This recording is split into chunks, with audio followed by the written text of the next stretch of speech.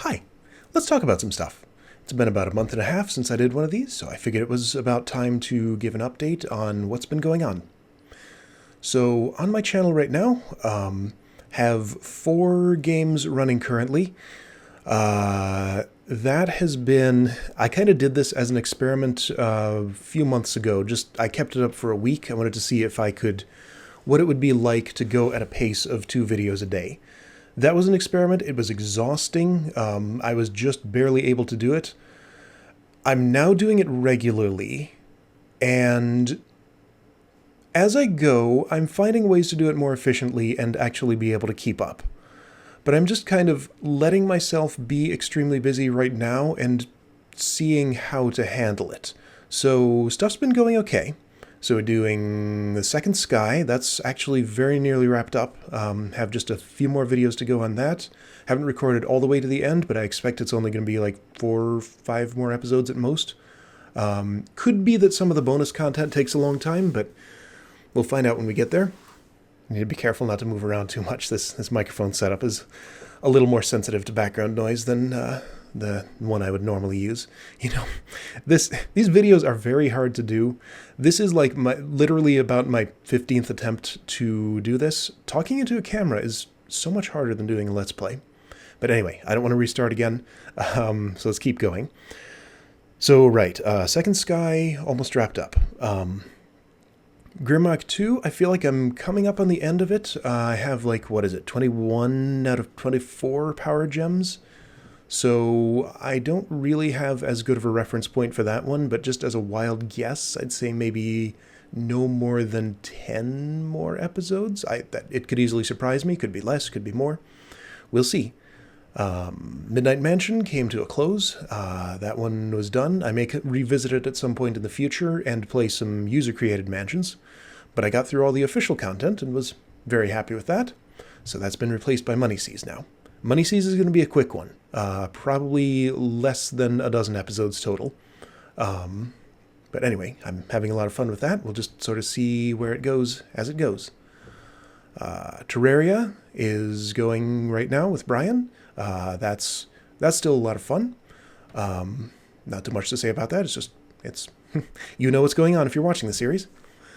So, last one of these I talked about some of my future plans. Some of those have come into play already. Money Seas is what I'm playing.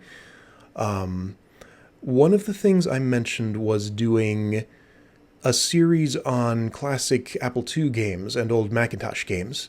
Got a lot of good feedback about that. A lot of you seem very interested in it, which makes me happy because I really wanted to do that, and I'm glad some of you at least share my enthusiasm.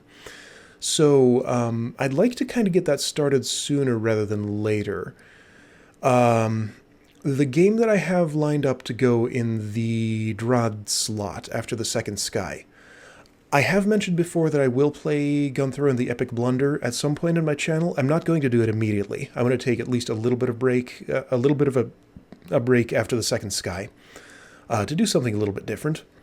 The game that I have lined up to replace it is an old Mac game, so that's not going to be... It's long enough to be its own thing, so I'm just basically going to treat it as a Let's Play, but that's kind of my way to ease into the older games of that category. So anyway, you'll be seeing that pretty soon as The Second Sky wraps up. So, on another topic, something that's happened in my life is I have accepted a job offer now. So it's pretty much a very similar arrangement to the last one that I had. If you'll recall, I talked about when I left my previous job. It was a good job, it just was not... I felt like it was time to move on. What I wanted to try was to be a true freelancer, actually just seek out contracts for game programming jobs, small things, short-term, and sustain myself like that. I looked into that. That was the reason that I started learning Unity, which, by the way, was very worthwhile. This job that I'm doing now is a Unity job, and with the little bit of practice that I did with it, I was able to jump right in and be useful at it. So I'm very glad I did that. So with freelancing, I looked into it. I kind of kept my finger on the pulse of places that would offer contracts of the sort that I would want. None of them really seemed all that appealing. I think I can't really speak with any authority here because I didn't actually do it. I just sort of looked at it and said, well, no, maybe I don't want to do this. But it feels like it takes a certain type of personality that I don't have to be able to do that. I would need to be able to kind of sell myself over and over to strangers for short-term work. I'd have to feel like I'm really on my game as far as, being a developer. And maybe it's just a confidence issue. Like, people I talk to are usually really happy with my work, and I've garnered high praise at previous jobs for my programming efforts.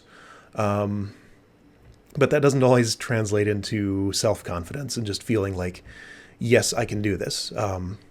So I think I would need to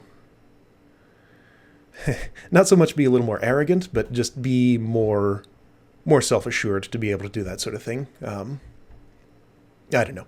Anyway, so that's kind of where that went. But I'm happy to have another job. This is game related, so it's much closer to what I want to be doing with myself. And I'm pretty happy with it so far. I've just started recently, done a little bit of work, but yeah, it's another thing that's eating into my free time. So it has been really interesting to juggle that with the 2 videos a day schedule. I'm going to try to keep that up. I expect it not to be sustainable forever, but I think I can keep going for at least a while yet. I'll let you guys know if I feel like it's just overwhelming and I need to change something, but so far everything's been good.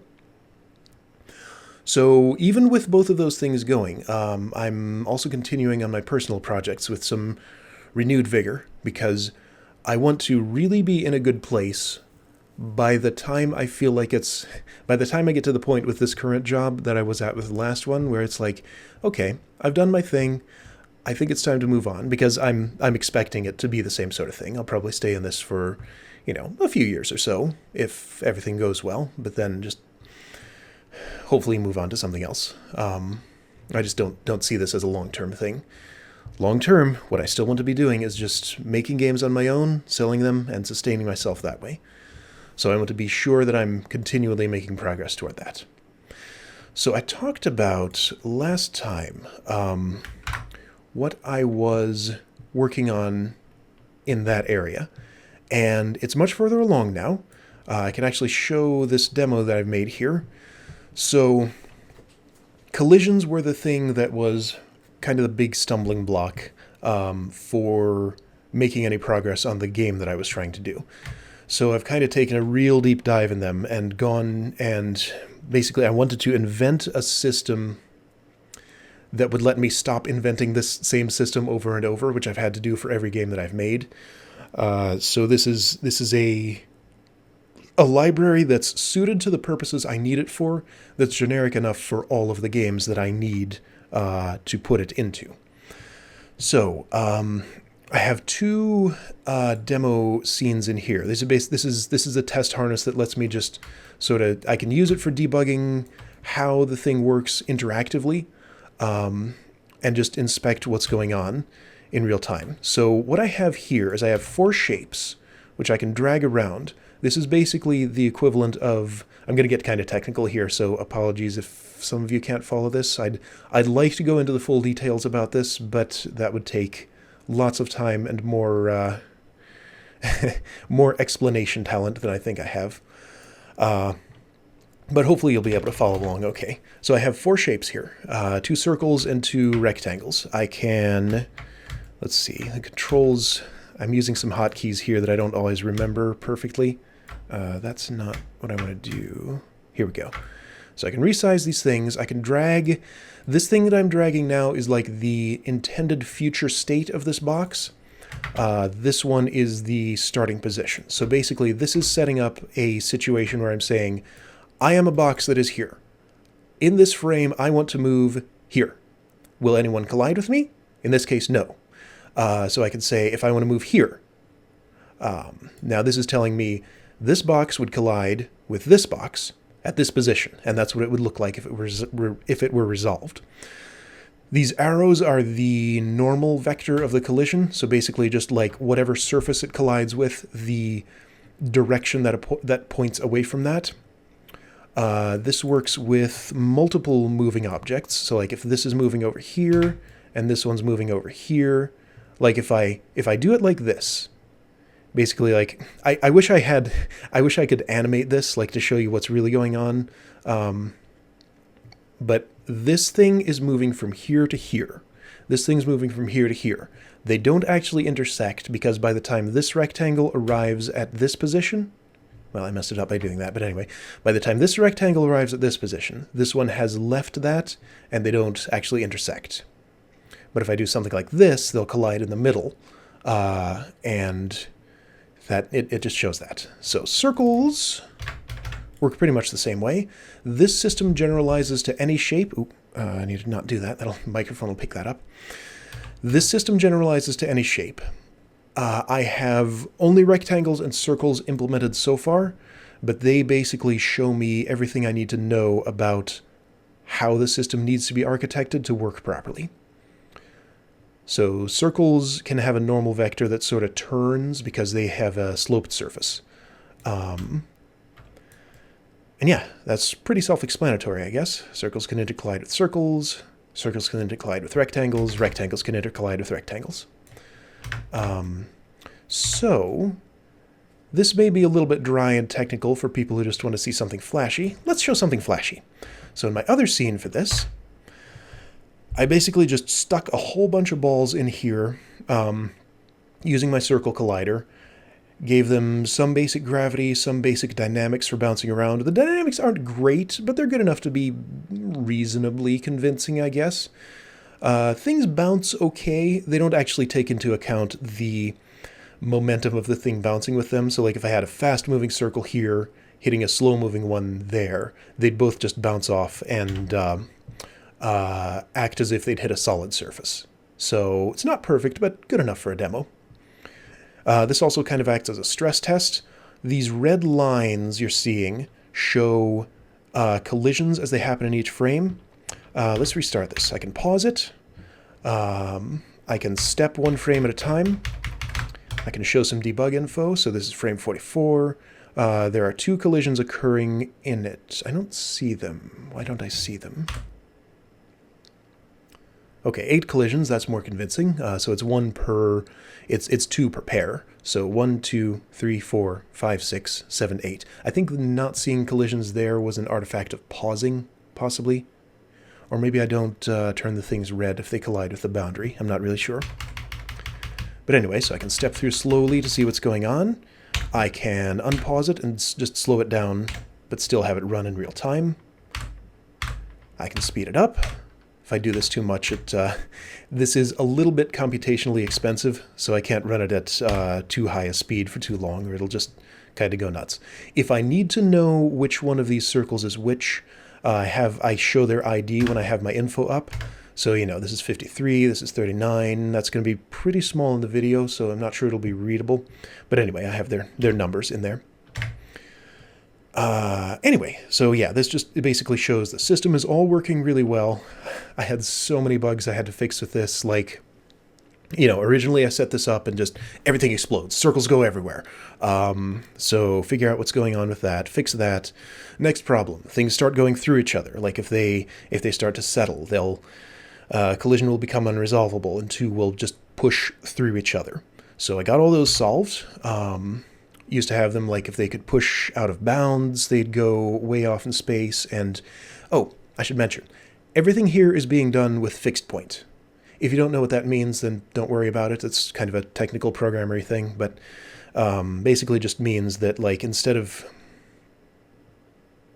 I'm not going to try to summarize what fixed point means right now. It just means it's a system of calculation which allows this to be behaviorally consistent across all circumstances. If I were to use floating point, which would be the easy, simple way to do this, and the way most people do it because they're sensible and not stupid like me, then this would not be deterministic. if I were to run this on a different operating system or a different computer, it would get slightly different results from the same starting state. Consistency is very important to me for a number of reasons, so that's why I chose fixed point for this system. That's also a reason that I wrote my own from scratch rather than using pre-existing solutions. This is 2D. Solutions do exist for fixed point collision detection and dynamics in 2D, but not in 3D as far as I know. I don't think anybody's really attempted that. Like I said, this system generalizes to any shape, including three-dimensional ones. I've not gotten around to implementing the 3D ones, which I will need for actually putting this in the game. The whole point of this was to be able to make progress on the game I'm working on. I think I showed some footage of it in one of these vlogs or another. I'll show it again once the collisions are in, and maybe a little bit of really basic gameplay, just so you can see the change. But anyway, yeah, the point is to get it into that game, which is a 3D game.